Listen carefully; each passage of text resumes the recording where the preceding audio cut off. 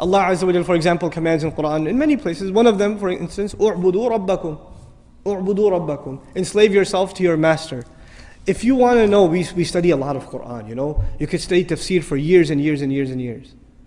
And my teacher asked me actually, one time I was studying with him, and I'd been not years, I was studying Quran with him for like 6 months, and he asked me, give me the summary of the Quran, one sentence. Actually, and I said, one sentence? He goes, okay, fine, 2. So he wants a summary of the whole Quran in 2 sentences.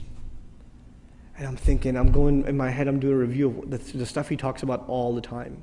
How am I going to summarize the entire Quran in 2 sentences?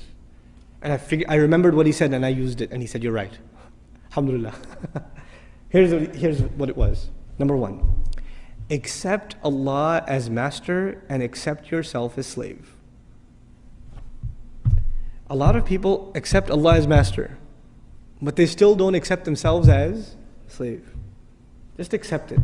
Internalize that He is master, you are slave. Accept that. Number 1.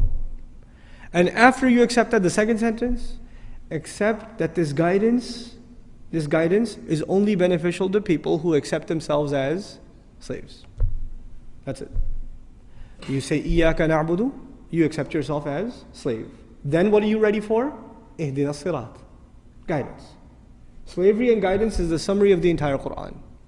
The Quran began with slavery, Iyaka na'budu.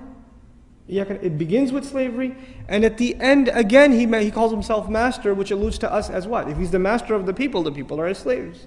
Ends with slavery. So this is the heart of the matter. A lot of people have no hard time accepting Allah as the creator. That's okay. That's not the hard part. Or accepting Allah as merciful, or as wise, or as powerful, or as one. All of that stuff's easy. Because you know, if you accept Allah as one, there may not be any implications on you. Allah is one, that's nice, I'm still going to do what I'm going to do. Allah is really merciful, great. I still have my life. But if you say Allah is master, then what does that make me?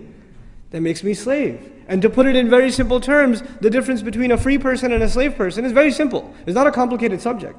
The difference between a free person and a slave person is a free person does whatever he or she wants. What does a slave do?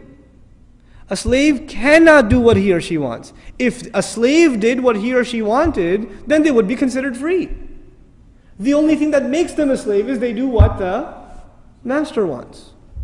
If you accept that your will comes under the will of Allah, your will has to be submitted like a slave before the will of the master. Then you've understood what this book is, what this message is. That's the summary of this message. It sounds very simple. I mean, it takes 5 minutes to explain, but internalizing that is a lifelong struggle.